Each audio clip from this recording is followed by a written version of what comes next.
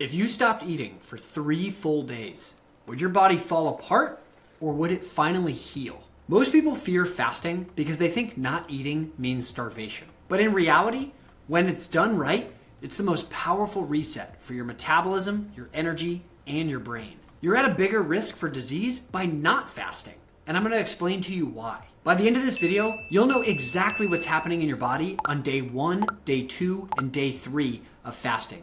And most importantly, you'll know how to do it safely and effectively for free. At the end, I'm also going to give you 3 tips that I recommend to make fasting significantly easier. You've probably heard that good health comes from good nourishment. And while that's true, sometimes nourishment means resting your cells, not feeding them. For hundreds of thousands of years, our ancestors did not eat 3 meals a day plus snacks. Food was scarce, so in order to survive, our body evolved to thrive during those gaps without food. So fasting isn't starvation. It's part of how our biology was designed to function. And research out of USC, Harvard, and even countries like Japan shows that even short-term fasting can have a major impact on health. It triggers cell repair, fat loss, and even immune system regeneration. So let's go through this day by day, because what happens inside your body over the course of 72 hours is nothing short of incredible.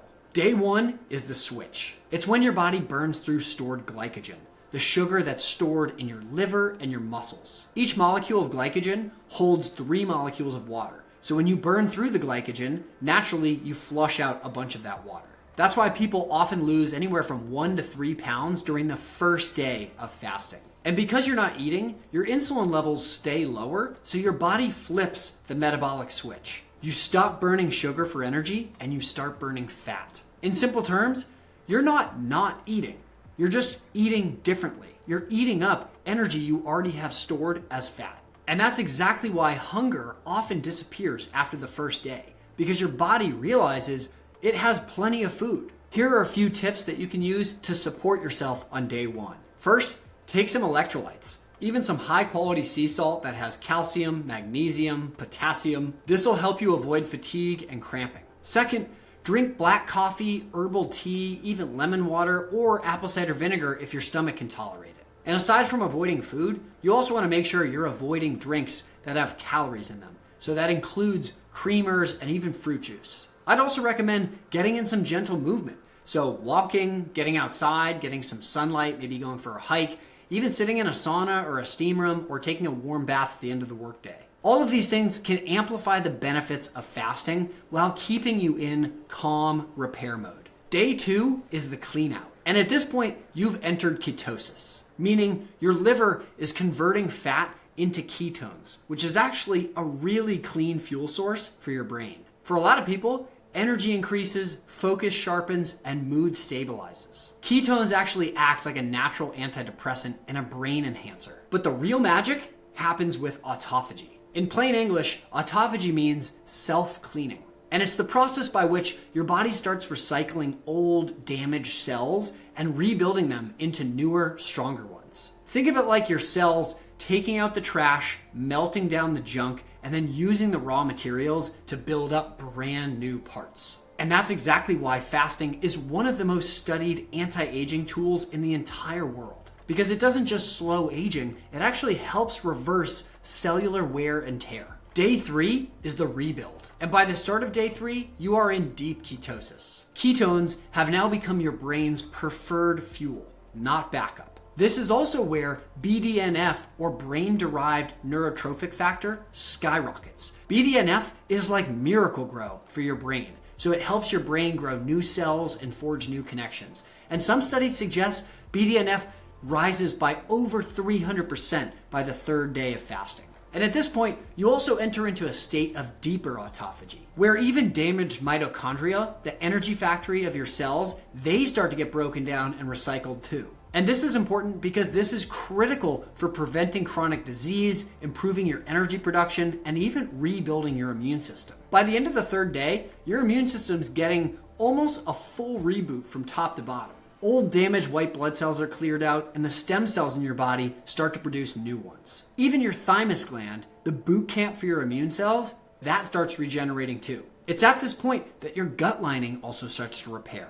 Most people don't realize your gut lining is a single cell thick. So when you're eating all the time and you're occasionally consuming toxins, maybe herbicides, pesticides, eventually your gut lining starts to wear down. So this 27-foot long system finally gets a break. And once the inflammation drops, fresh tissue starts to form and rebuild that barrier back up. And this last piece is the one that surprises most people. But at the end of the fast, growth hormone actually starts to spike. And this is like your body's youth signal. It protects muscle and it accelerates repair.